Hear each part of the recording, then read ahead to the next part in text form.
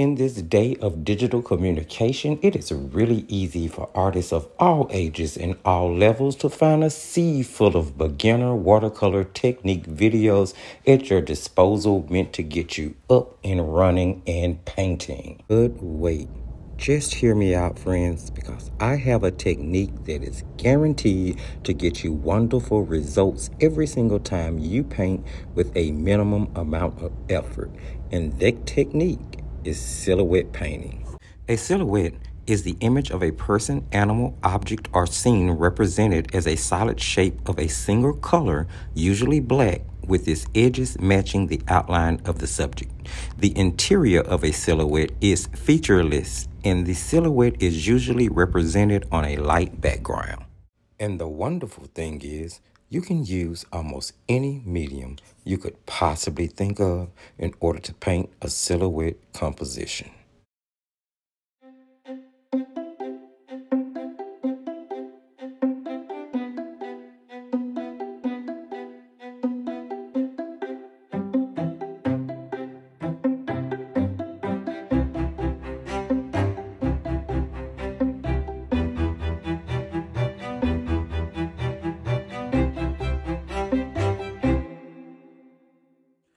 Okay, friends, now I want to show you what I mean about silhouette painting. Remember, as I mentioned earlier, you can use whatever medium you want to. For this one, I am using watercolor pencils.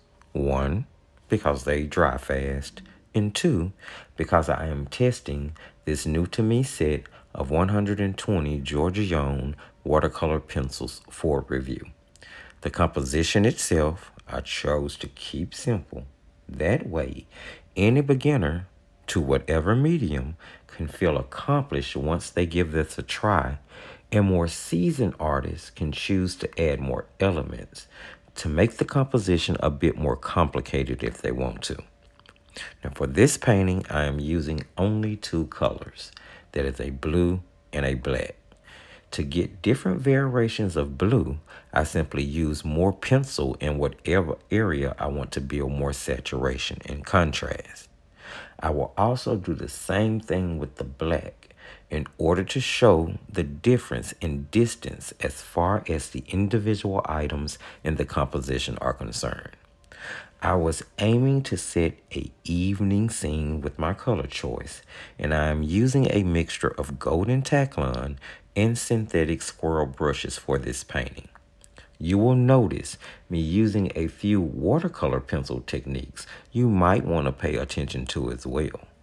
The first is direct to paper.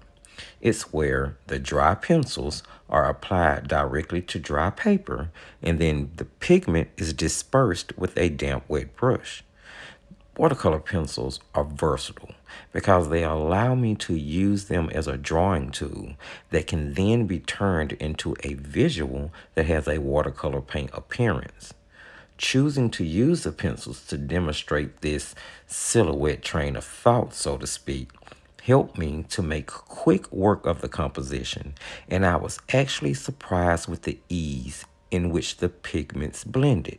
Now, don't get me wrong, they are no professional grade of pencil, but so far so good considering the price I paid for 120 of them. However, I will finish testing them before giving my final opinion, because one quick test is never the way to truly judge a product.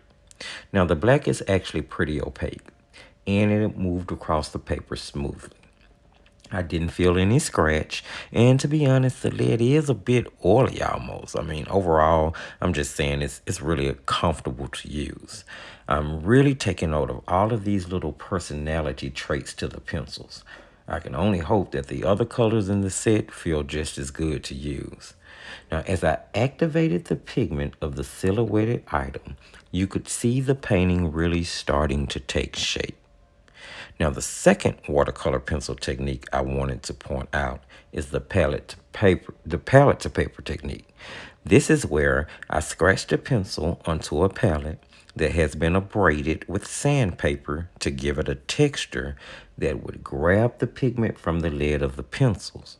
I would then add water to that pigment, giving me a watercolor wash, if you will, to paint with. I love this pencil technique because it really gives you the feel of watercolor painting, and it allows you to clean up anything you need to from that direct to paper technique we talked about previously. You could also blend colors this way, as you saw me do with the blue and the black. So many colors can be made this way, especially if you are working with a limited number of pencils. I also use that same palette technique to paint in the shadows of the mountains and of the tree. I used it to clean up the areas I needed to after adding a few stars to the composition with some white gouache. I also used it to add in the leaves to the treetop.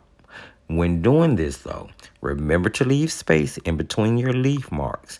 This will give it just a bit more of a realistic feel. Now, wrapping this quick demonstration up, I'm going to be using bleed proof to add in stars, the highlighted waves in the water, the moon and its reflection.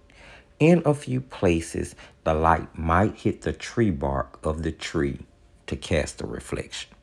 All right, friends, there's your quick lesson into silhouette painting, and I really hope you enjoyed it. Now, don't forget, if you saw anything or heard anything that you liked, that you found helpful, sprinkle a little love and give the video a thumbs up.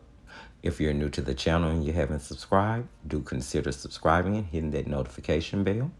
Jump in the comment section, let me know what you thought of the video. How do you feel? Have you tried it? Will you do it? Was it successful? Has it helped in your painting journey? Please feel free to share the video because sharing is caring, and maybe this information will help someone else. Check the video description for all of the relevant links from the Facebook group to the Etsy shop, and just keep creating.